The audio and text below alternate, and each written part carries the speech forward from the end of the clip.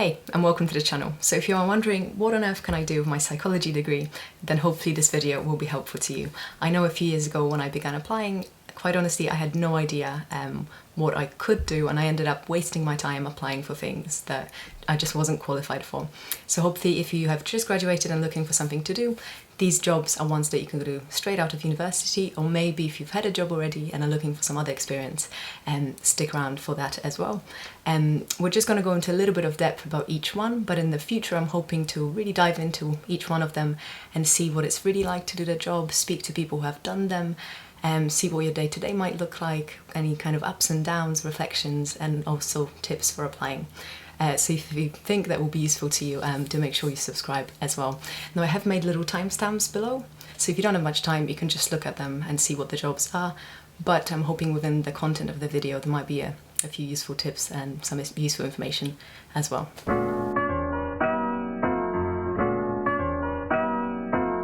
Right, so one of the first things that you might want to think about or just keep in mind is whether you want to go for private or the NHS. Now, both are good in terms of experience. I mean, it's the experience that counts. And actually, if you go for private, I guess then you have more of an idea of the private side, which is still a side of healthcare in the UK. However, it's most likely that at some point in the future, especially if you are applying for the doctorate, that you will not only be employed by the NHS when you are training, but afterwards as well. For that reason, they do like you to have NHS experience. I think it's good to get it if you can. But yeah, don't stress too much about, I guess, which one. You can always get your foot in the door with any healthcare job and then do something different the next year. So say you decided to go for the NHS. One thing that I wish I knew about were the NHS bands. Now the bands go from, I think it's band 2 till 9. And you increase in bands as you increase in your experience, but also in responsibility, and you get paid more as well. So when you look at the NHS jobs, you are most likely straight out of university looking at band 2 and 3 for sure, and potentially some 4 as well, especially if you maybe did a sandwich year or have a little bit of clinical experience already. Okay, so when it comes to NHS jobs, you can look at the jobs.nhs.uk. If you type it in, I'm sure you'll be able to find it. Another one is TRAC, that's T-R-A-C. Sometimes when you apply for jobs in the NHS, or maybe all of the time now actually, they will direct you or redirect you to this website called TRAC. So you can look on jobs on both of those.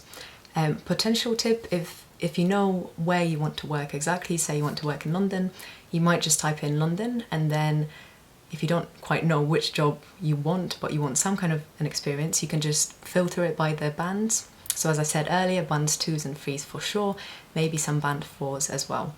And that will give you a broader search, I guess. Now, if you're looking at private jobs, you can look at sort of standard websites like Indeed, maybe even LinkedIn or Glassdoor or whatever else. But they're not that good for NHS jobs because sometimes a job might be up on there, but actually the deadline has passed, or not all of the NHS jobs will be there. So when you're looking for private or something to do with in the education sector, I think it's better for that. Also, if you are looking at private healthcare jobs specifically, you might just go into the website of the specific company. So you might have Nuffield Health or something like that. And if you go on their website, they will show you all of the vacancies that they have available. So the first job I'm going to mention is the assistant psychologist because I think it's quite obvious, but there is a slight but to it, and that it's really, really difficult to actually get it straight after university. It's not impossible, some people have done it, but perhaps it might be easier if you did a sandwich year or a master's and have some clinical experience already, or maybe if you did a lot of volunteering. It's not impossible, but realistically you might be better off doing one of the other jobs first and then applying to become an assistant psychologist, which is exactly what I did. I was a rehab assistant for 1 year and then I managed to get an assistant psych position. And it's a really good position to have because you are working kind of more psychologically, because you are supervised by a clinical psychologist as well. So these are really, really good things when you're applying later on for the doctorate. Now, assistant psychologists tend to start at band 4. And then once you have at least 1 year of experience, you can then apply for band 5 jobs. Okay, so another job is a research assistant. Now you would have done some research in your undergrad already. If you have a master's, you would have done even more research. So I guess it's kind of like that, but full-time. Or actually, well, it depends on what field you go into. The good news as well, if you don't like statistics or analysis, is that not all of the RA positions will require you to do that. So don't write it off completely. Some of the positions will mainly focus on data collection or recruiting participants and things like that. Shout out to the Andy Field Psychology statistic book, by the way. You know what I'm talking about. Anyway, so if you're working as an RA in the NHS, you start at band 4, and then with some experience you can move on to band 5 as well. But you can also work as an RA for university. I think universities tend to pay a little bit more, but on the other hand, it's good to gain NHS experience through the NHS. I guess my tip here would be that if you can get a more clinical job, something to do with psychology and mental health, that might be better. So if you have an RA role looking at decision making, that's great. You better your research skills, which are important as well. But actually, if you can get something to do with psychosis or depression, just more mental health and more clinical, that can be more of an advantage for you as well. The next job is a healthcare assistant.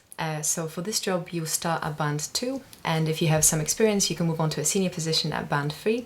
Sometimes the phrase nursing assistant is used interchangeably because you tend to work really closely with nurses, and you might work in a variety of settings, so maybe hospitals or out in the community.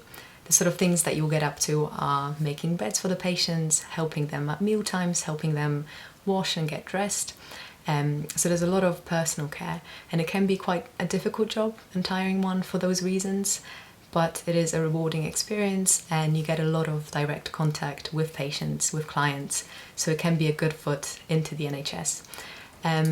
Also, a tip would be if you can work in a mental health setting, then it might be an advantage as well, rather than just a sort of general setting, but actually anything to help you get your foot in the NHS and to have that clinical exposure is really good. This next job is called a support worker, and it's a little bit similar to a healthcare assistant, but it is different. So as a healthcare assistant, you might be doing more of the kind of medical things like taking blood pressures, checking temperatures, but as a support worker, you'll be working with people more on a one-on-one basis. So you're trying to help vulnerable people be more independent. So there might be more community work, maybe working in someone's own home or in a care home or a day centre with people who have learning disabilities and just need a little bit of extra help, someone who might need help with shopping and things like that. I guess my tip here would be, if you can, try to get a mental health, something with more of a mental health aspect to it. But any clinical experience will be good, and you are spending a lot of time with the client. Mental health support worker is a specific title of its own as well that you might be looking out for. And like a healthcare assistant, you would start at band 2 and then you can progress to band 3 as well. The next job is a rehabilitation assistant, and I have to say I'm a little bit biased towards it because this was my first job out of university after I finished my master's. I think it's a good job to have because you are helping out with different allied healthcare professionals. So you're working very closely with physiotherapists as well as speech and language therapists as well as occupational therapists. So you get a little bit of everything, and it's a good overview, I think. You start at band 3. But there's a chance to then move on to band 4. If you move on to band 4, the title from an assistant becomes a technician, so it will be a rehabilitation technician. And your goal really is to promote and to maintain the client's level of functioning. So this might be mobility or their leisure. And yeah, I think it's a really, really good job to have. The next 3 roles I'm grouping together because they are a little bit similar. So these are the occupational therapy assistant, the speech and language therapy assistant, and the physiotherapy assistant. They're a little bit similar to the rehabilitation assistant, but whereas as a rehabilitation assistant you work across the disciplines, in these ones you just work with one discipline exclusively.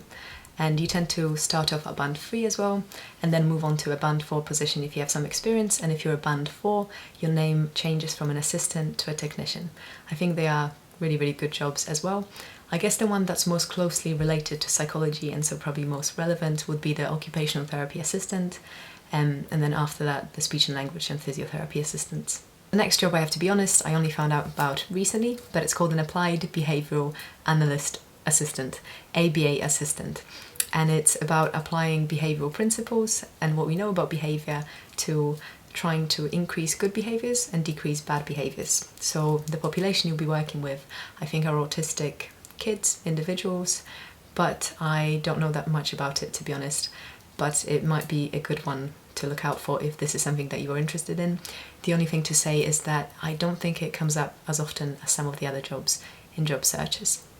The next two jobs that I'm going to mention are moving away now from healthcare and into education. So the first one is a teaching assistant, and I guess you can sort of imagine what a teaching assistant does. They assist the teacher. It's not within the NHS, but it can be a good job, especially if you maybe work in a special needs school. So then you are working with people who have maybe learning disabilities, autism, and the like. So it can be good from that perspective, and it might also then help you to gain jobs with kids and with children later on in the NHS, because oftentimes if you want to work with children, you need some kind of experience working with children already. So in that sense, it's a good stepping stone to some other potential jobs. This next job is related to the previous one, and it's learning support worker. So I guess it's similar a little bit to a teaching assistant, but you are working in a more one-on-one basis with an individual who needs a little bit extra help at school or at college. So maybe someone with autism, but it might be an adult with autism as well. And like with the previous job, it's not the NHS, but you are exposed to a population that psychologists will work with, and you can use it to help you gain jobs with children in the future. This last one isn't really a job, but it's further studies. So you might choose to do a master's, say, if you haven't done that already. It can be helpful when it comes to getting onto the doctorate, but it's absolutely not necessary. It might just give you a little bit more research experience, or especially if you choose research with a clinical population, that might be good as well. Or there are some courses that where you go on sort of placement within the course as well, that can be good. So yeah, it's definitely another option to consider if you haven't done so already. Right, that's the end of the video. I'm hoping that you found it useful. If you can think of any jobs that I haven't mentioned, do comment down below.